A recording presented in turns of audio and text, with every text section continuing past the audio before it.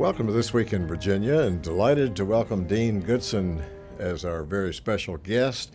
Dean is the Chief of Staff to the Speaker of the House, Todd Gilbert, a graduate a little over a decade ago, George Mason School of Business. There may be a story there. We'll see, the School of Business. But Dean, in your 11th year now working in politics, what really got you started? What attracted you to this line of work that you've been in consistently? Sure. So as you mentioned, I did go to Mason.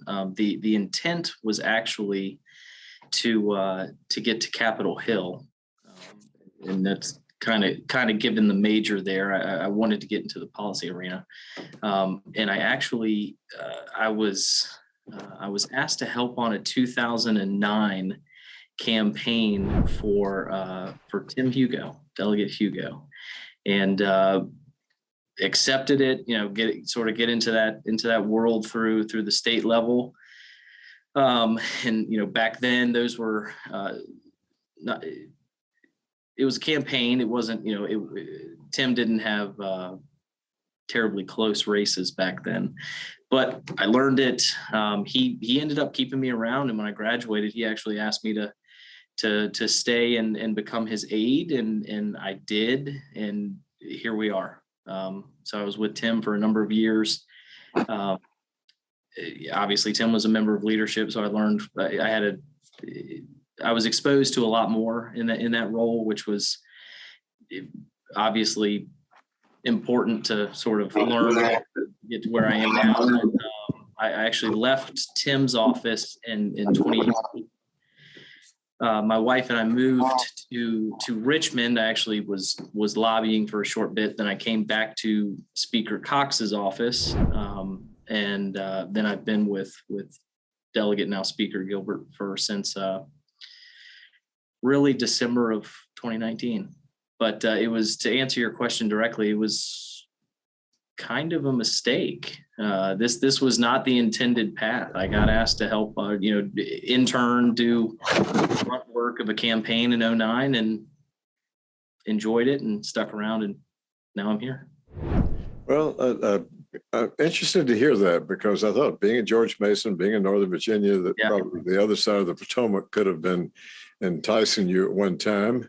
Yeah, and that was the deal with my folks. They said they would, pay for the majority of my school, but I had to stay in state. And like I said, I kind of had envisioned going to the Hill, so Mason was as close as I could get in state.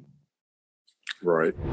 Well, now, you lobbied for a year, and I did. I think that our viewers may find that interesting, because any number of your contemporaries who serve as legislators maybe move into lobbying, and then that becomes their career. You did it for the year, and then decided, what caused you to decide to move back into the arena that you're in? Well, I'm a big fan of Kirk Cox, and he had asked me to come back in a political / official role in 2019, which was obviously a rough year for us, to help see if we couldn't hold the majority. So I really enjoyed what I was doing. I was in the working for the home builders in Richmond. Great industry. The association there is wonderful people. Really learned a lot. Actually thoroughly enjoyed it. But like I said, I think the world of Kirk Cox. So when he asked, I said yes.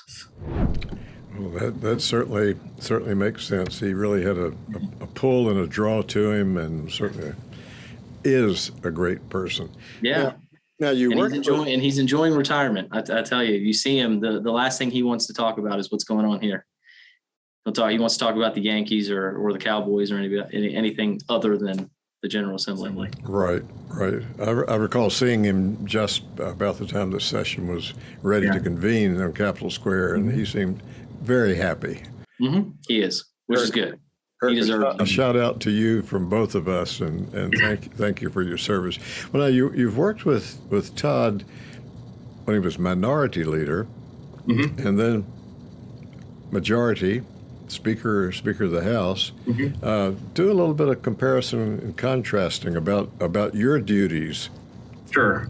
As it relates to someone being in the Yeah. So when we obviously lost the majority in November of 19, and after that, sort of putting together the leadership team for the caucus, the speaker had made it clear that he was going to run to be the leader of the caucus, which obviously then was minority leader. So when we reverted to the minority, we technically lost a position of leadership. So we went from 4 elected leaders of membership to 3, minority leader and whip. And he indicated he wanted to run for minority leader, and asked me to stay on once he was named the position. So when you go from a speaker's office where you have 5, 6, 7 staffers, when we were now in the minority, or when we were in the minority, it really came down to it was 3 of us in the office.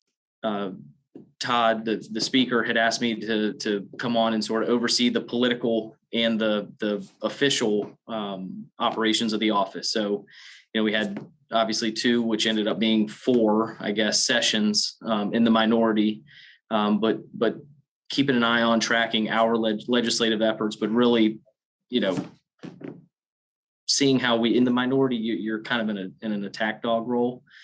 So really pushing back on what we were seeing from the new majority at the time. But then obviously once we got into 21 and out of that first session, the first regular session, my role really switched to a political role where I oversaw our political operation, which went from helping to recruit or working with other folks who were recruiting candidates to putting in place staff for all of our campaigns, the whole gambit in the political operation. And now in the speaker's office, it's the same role, but we obviously have a little bit more to handle when you're in the majority.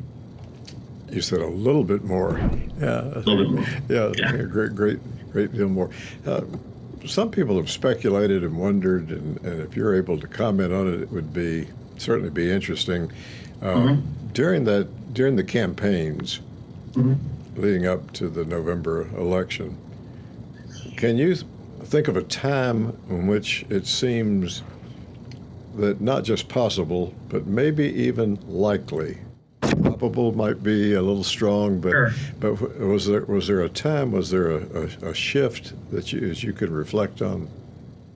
Yeah, there absolutely was. And we're coming out of the regular session in 21, and really from our perspective, shifting into a nearly complete political mode, with efforts trying to not only hold all of our incumbents, but see if we could expand on our seats. Early in the year, quite honestly, it was, let's see if we could, is it possible to get to 47 maybe, pick up a seat on a committee. That was sort of the early goal. And because, look, President Biden won the state by a little over 10 points. We had been killed the last 4 years, especially, obviously in the legislature, losing the majority. Getting through the summer, July, because and one thing that we had emphasized on was we wanted to be more so than in the past. We wanted to be really data driven in our decisions. So we were constantly gathering data points through polling, through surveying, the everything. And what we saw was that the new, there's a couple outliers, but the 1 or 2 term delegates that we ultimately ended up defeating, they were viewed no differently than a generic Democrat in their district. And so we sort of made the decision in July that, we had our looking at all the data, we sort of had the 14 seats was our initial field. And we we made the decision in July to start spending the little money we had, really going after them, with the expectation, but a little bit of a hope that the environment would shift and then the money that we would need later on would show up. So we really went on the attack in July. And then to answer your question specifically, yes, Afghanistan. That withdrawal, and you see it everywhere. That is where the president's favorability started to decline. And that is where you really started seeing folks, mainly those middle of the road, independent voters, if you will, really started coming our way. And we were pretty disciplined. I mean, we were able to stick to our messaging of public safety, cost of living, and education. And that's, which mirrored obviously what the top of the ticket was doing as well. But yes, the middle of August, end of August, you saw a notable switch towards us, and it picked up steam. And I mean, look, we got outspent a little over 2-1. I mean, I think the final numbers were 50 million to 23 million for the cycle, for the House. What we saw was, even though we were getting crushed in spending on a weekly basis the last 6-8 weeks, it wasn't moving the needle for them. And even some of our candidates getting crushed in spending were actually ticking in the right direction. So yes, we thought it was doable to pick up seats and maybe get to 50-50 in early July.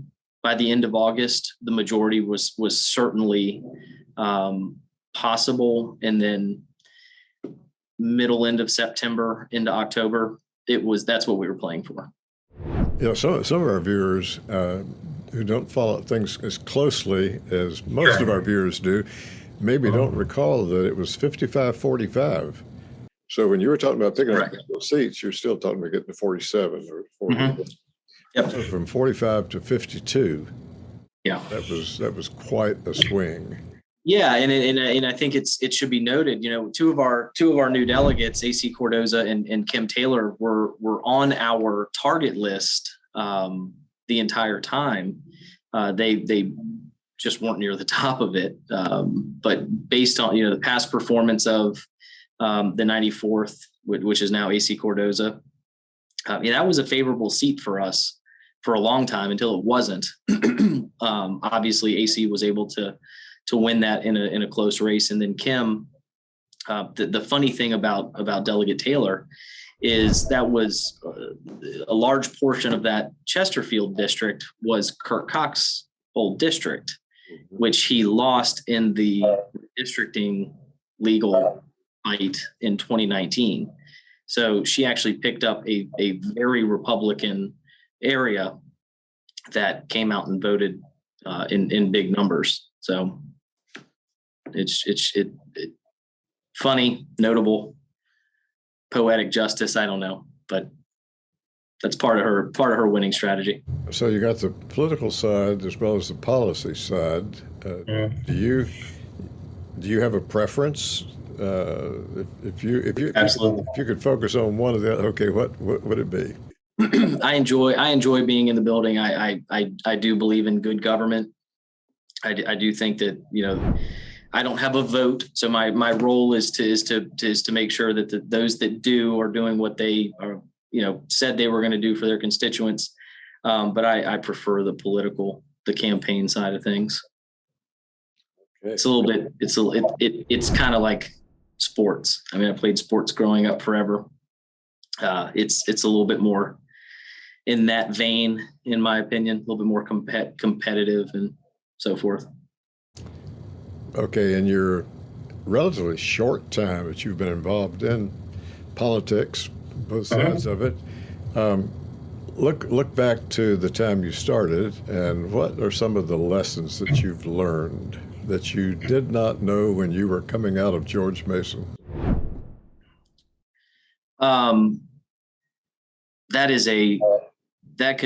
We could spend the entire time on that. When I really started with Delegate Hugo, the our politics, certainly in Virginia, but even as a nation, weren't nearly as divided or divisive. It's amazing how much we've shifted in a decade to sort of everybody. I don't know what the moment or the moments were, but everybody sort of in their corners at in the present time. I guess the best is that good policy will always trump good politics. So you asked me if I prefer the politics to the policy. Well, while we're here, I try to keep that mindset that good policy will always be better than good politics. But politics are certainly infused in our policy making at the moment. From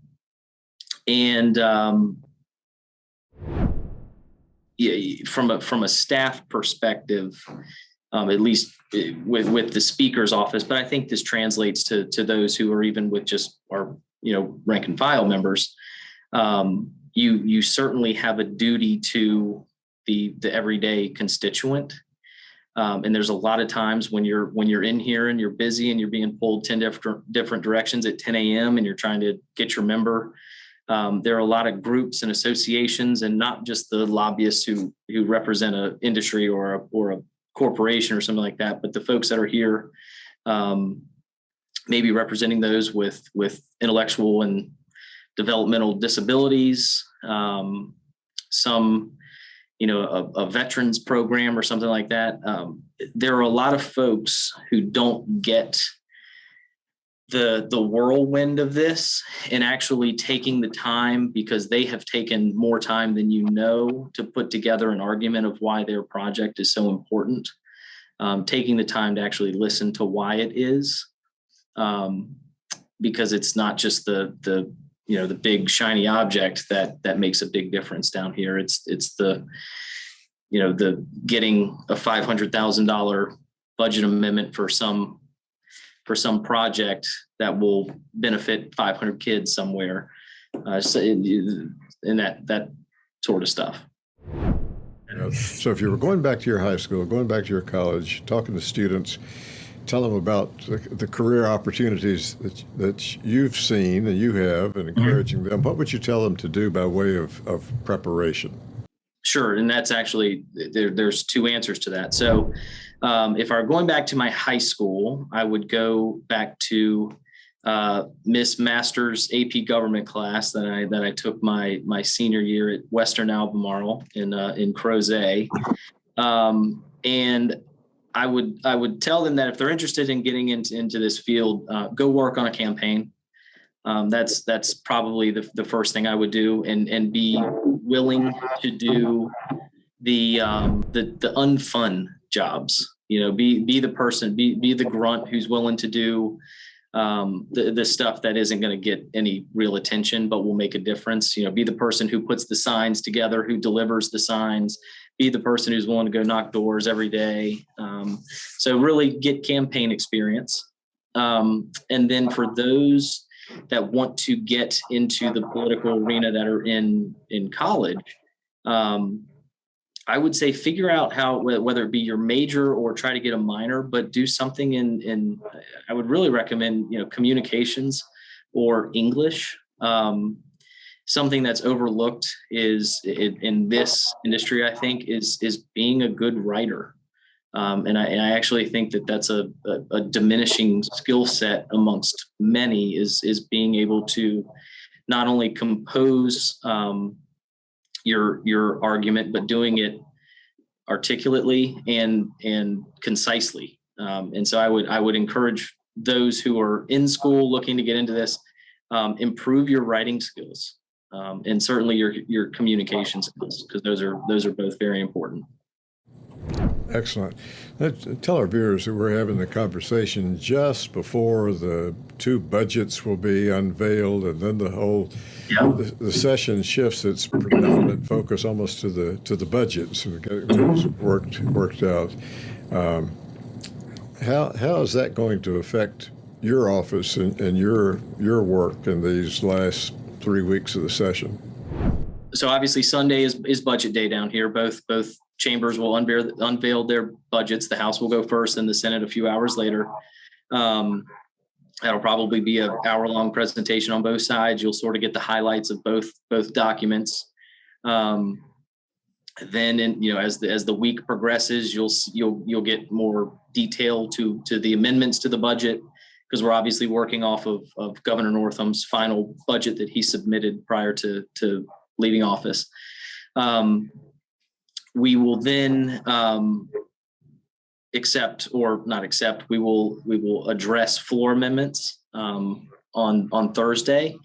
But from our perspective, the Speaker has quite a bit of trust in Chairman Knight. That's part of why he named him Chairman of Appropriations. Chairman Knight knows what he's doing with this document. He's been involved with the budget for many years, nearly his entire time in the body.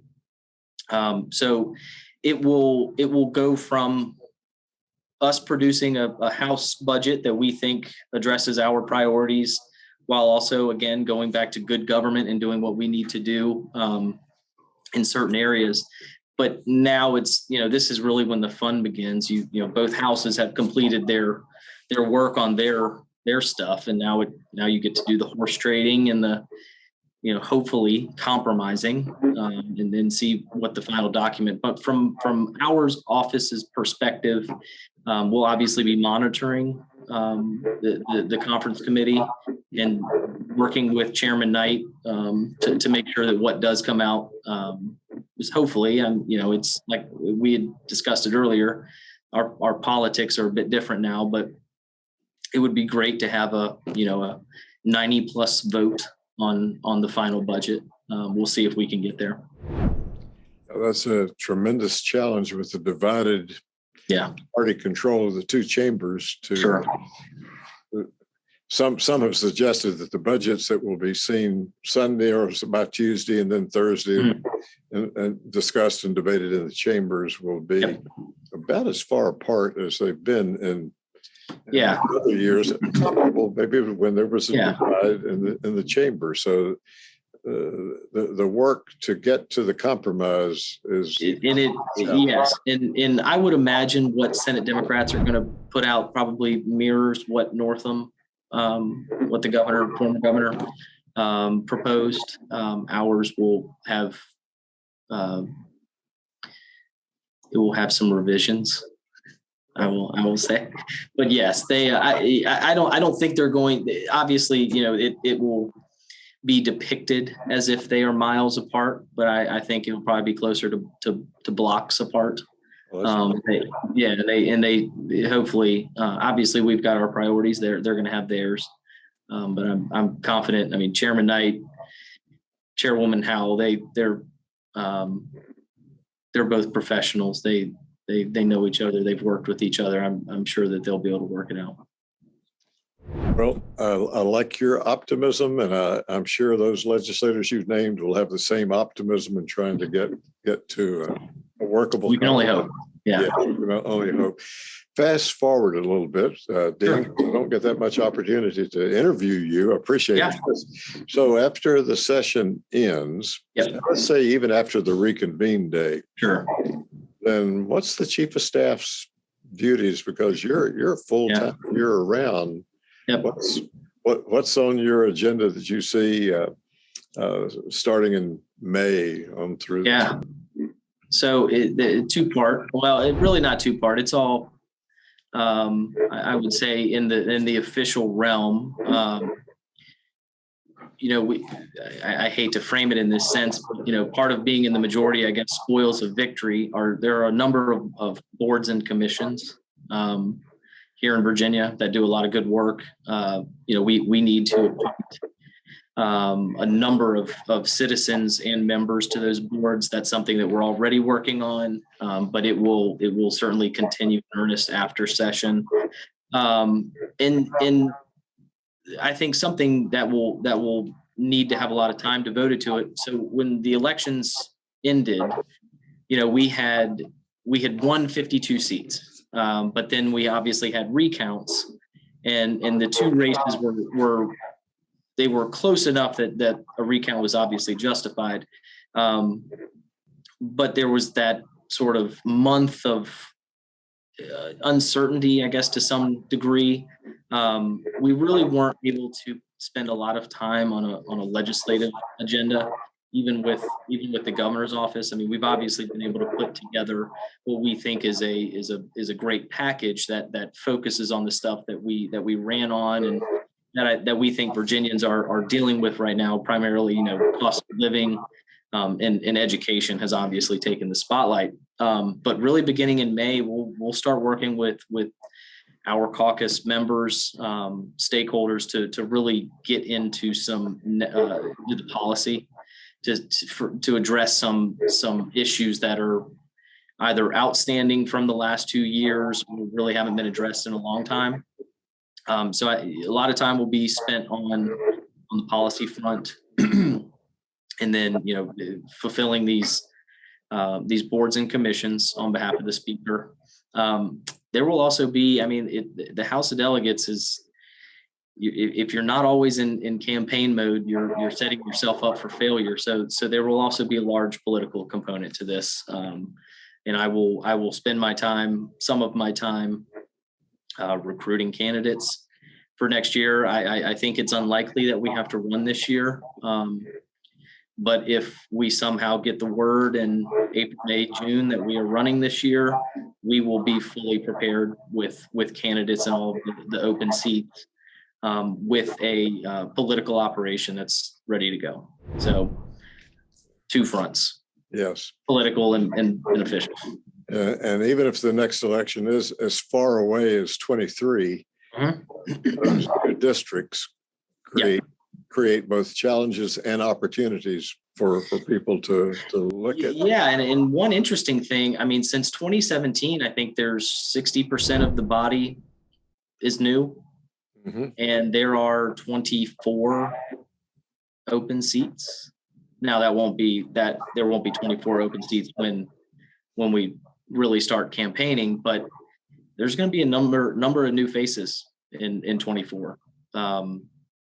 So it's this General Assembly has changed a lot after, I would say, a decade or so of not changing a lot at all. So yeah, you've been here at a time when significant change has taken place. And Dean Goodson, Chief of Staff, Speaker Todd Gilbert, thank you so much for taking the time today. Yes, end of a busy week and a busy 2-3 weeks still coming up. But thank you and appreciate your being on This Week in Virginia. Yes, sir. I appreciate the invite.